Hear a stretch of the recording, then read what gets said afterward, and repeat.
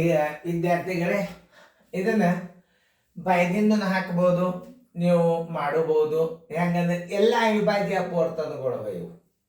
ಅದು ಮೊದಲು ನಾವು ಹೆಂಗೆ ಉತ್ತರ ಕಂಡು ಹಿಡಿಬೇಕು. ಮೊದಲು ಎಲ್ಲ ಅವಿಭಾಜ್ಯ ಅಪವರ್ತನಗಳ ಸಂಖ್ಯೆ ಅವನು ಇಲ್ಲೋ ಅವ. ಇದರಾಗೂ ಅವಿಭಾಜ್ಯ ಅಪವರ್ತನ, ಇದು ಅವಿಭಾಜ್ಯ ಅಪವರ್ತನದ, ಇದರಾಗೂ ಅವಿಭಾಜ್ಯ ಅಪವರ್ತನಗಳವ, ಇಲ್ಲೂ ಅವಿಭಾಜ್ಯ ಅಪವರ್ತನಗಳವ. ಕರೆಕ್ಟ್. ಯಾಕಂದ್ರೆ ಯಾವ ಮೂರನೇ ಸಲ ಭಾಗ ಹೋಗಲಾರದ ಸಂಖ್ಯೆಗಳು ಯಾವೂ ಇಲ್ಲ. ಅಂದ್ರೆ ಎಲ್ಲ ಶುದ್ಧವಾದಂಥ ಅವಿಭಾಜ್ಯ ಅಂಕೆಗಳು. ಈಗ ಏನು ಮಾಡ್ಬೇಕು? ಎರಡನೇದಾಗೆ ಇವುಗಳ ಗುಣಲಬ್ಧ 80ಕ್ಕೆ ಸಮ ಇರಬೇಕು. ಏನು?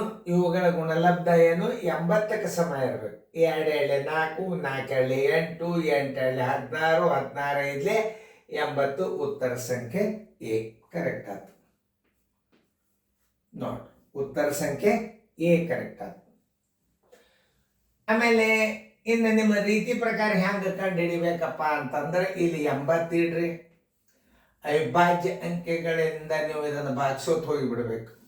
ನೋಡಿ, 2 40 ಮತ್ತು 2 20 ನೋಡಿ, ಮತ್ತೆ 2 10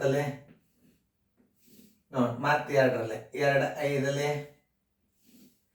ನೋಡಿ, ಮತ್ತೆ 5 1 ಬರೋಬ್ಬರಿ ಇತ್ತು. ಹೊರಗೆ ತೆಗೀರಿ. ಏನು ಮಾಡ್ಬೇಕಿತ್ತು? ನಾವು ಹೊರಗೆ ತೆಗಿಬೇಕು. ಬರೋಬ್ಬರಿ 1 2 3 4 1 2 3 4 ಗುಂಡ್ಲೆ 5 ನೋಡಿ, ಇಲ್ಲಿ ಅದ ಇಲ್ಲ ನೋಡ್ರಿ. ಉತ್ತರ ಸಂಖ್ಯೆ ಎ. ಇದು ರೀತಿ ಪ್ರಕಾರ ಮಾಡೋದು ಭಾಳ ಚಲೋ. ಆಮೇಲೆ ಉಳಿಕೆದು ಚೆಕ್ ಮಾಡಿ ನೋಡ್ರಿ ನೀವು. ಏನು ಬರೋದಿಲ್ಲ ಅದ. 2 ಎಳೆ 4, 4 ಎಳೆ 8, 8 ಐದ್ಲೆ 40, 45 200.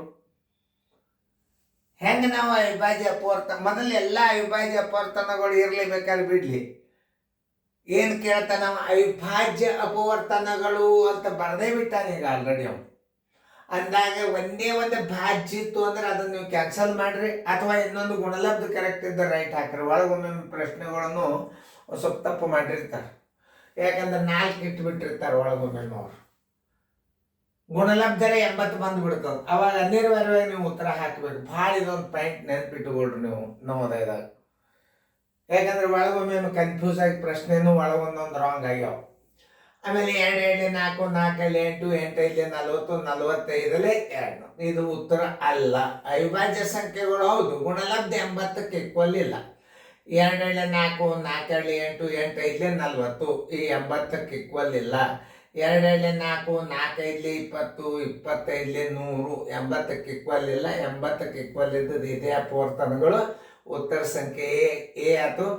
ಆ ರೀತಿ ಪ್ರಕಾರ ನಿಮಗೆ ಹಿಂಗೆ ಮಾಡಬೇಕು ತಿಳ್ಕೊರಿ. ಇದೇ ರೀತಿ ಪ್ರಕಾರ ಕಲ್ತ್ರಿ ಅಂದ್ರೆ ಮುಗದೇ ಹೊತ್ತು. ಅವಿಭಾಜ್ಯ ಅಪವರ್ತನಗಳು ಅಂದ್ರೆ 80ಕ್ಕೆಲ್ಲ ಅವಿಭಾಜ್ಯ ಅಂಕೆಯಿಂದ ಭಾಗಿಸ್ಕೋತ ಬರ್ಬೇಕು. ಎಲ್ಲೇ 1 ಬರೋ ತನಕ.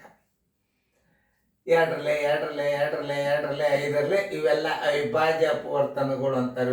ಇವಕ್ಕೆ ಹೊರಗೆ ತೆಗೆದಿಟ್ಟಾಗ ಉತ್ತರ ಎಲ್ಲಿರ್ತದಪ್ಪ ಅಂದ್ರೆ ಏರ ಸಿಕ್ತು. ಚೆನ್ನಾಗಿ ಫೇರ್ದಾಗ ಬರ್ಕೊಂಡು ಗಣಿತಗಳನ್ನು ಪರ್ಫೆಕ್ಟಾಗಿ ನೋಡ್ಕೊಡ್ರಿ.